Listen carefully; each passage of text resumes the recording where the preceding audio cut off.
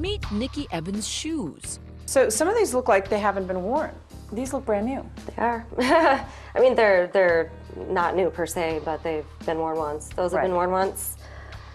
This one right here, I got at Zappos about 5-6 months ago. Right. Wore those once. 32-year-old Nikki and her extensive shoe collection lives in Appleton, Wisconsin, with her husband and 3 boys.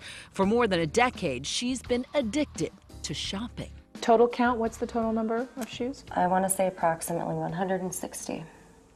And when you reached that number, 149, 150, what were you thinking? It's like you spiral out of control. You just keep doing these things and doing these things, and then you feel a little bit of remorse, so maybe you stop for a little bit, and then you do it again and do it again and do it again, and it's a vicious cycle. But when I was looking at all of these, it's really it's a sickening feeling.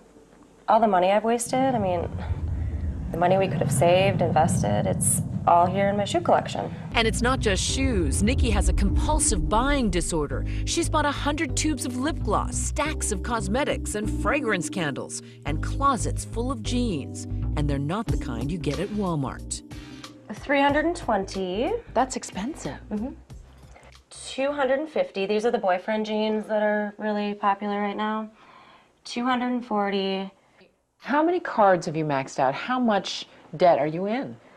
Currently, credit card debt alone, probably about $38,000 right now. For years, she committed financial infidelity, lying to her husband about her spending. And finally, when he discovered her secret, he took away all her credit cards. The marriage, once solid, was on the brink of collapse. Money that could have been saved for her children's education, gone. The fact that I'm hurting my husband and my kids for something that they didn't even do, that they had no control over, that makes me pretty sick. Months ago, Nikki promised her husband she wouldn't shop. Yet the day we were at her house, the UPS man paid a visit. What is this? Honestly, I'm surprised here. Oh my gosh. You're hiding them. Nope, these are my shoes. I exchanged these. Just what you need, a new pair of shoes. She's tried to get help for what she calls her addiction. She even went to a local mental health clinic. I'm a shopaholic. Is there anybody here that can help me? And she pretty much laughed at me. With nowhere else to turn, Nikki agreed to let us fly her to Tennessee and sponsor her in what's likely the only live-in, week-long money treatment center in the country. She joined 9 others who agreed to say goodbye to cell phones, Blackberries, and TVs so they could focus on taming their out-of-control money habits. A money disorder is a self-defeating, self-destructive, relatively persistent, resistant to change behavior involving money. Psychologist Ted Klontz is leading the group, along with his son Brad, a clinical psychologist. And there's financial planner Rick Kaler. Some common money disorders? Compulsive buying disorder, workaholism, financial enabling, financial incest, compulsive hoarding.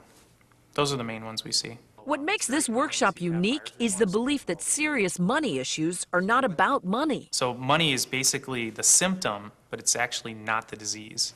The real disease is a complicated mix of psychological baggage that this week is designed to unpack.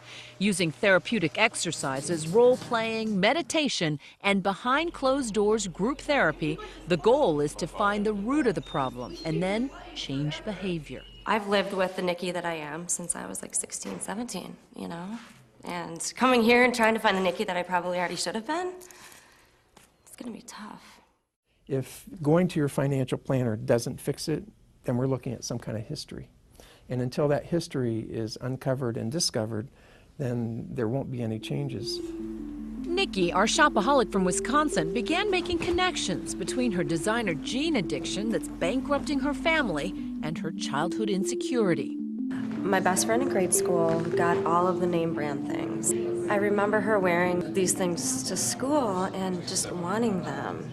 So I remember trying to convince my parents to buy me those Guess jeans, to buy me that t-shirt. I remember saying, when I get a credit card, when I get older, I'm gonna buy nice things.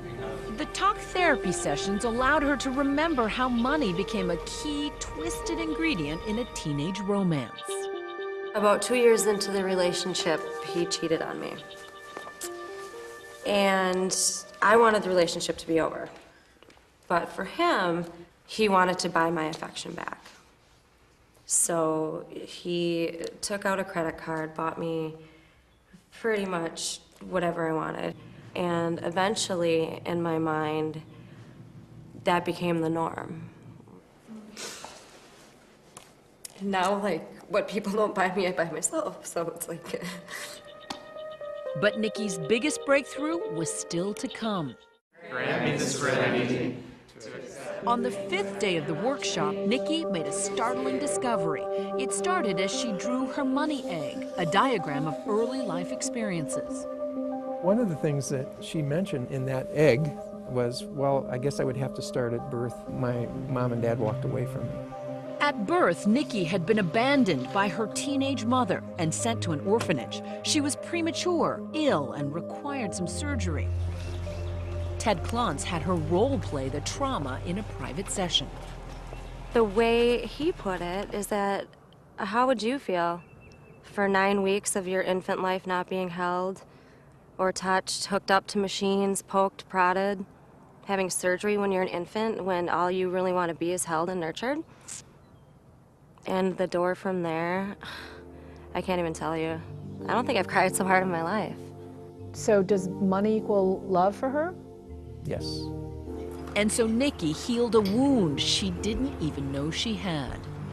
Every time I feel lonely or I feel a sense of rejection, every time I feel abandoned, I shop. There's always that void, and it's been there my whole life.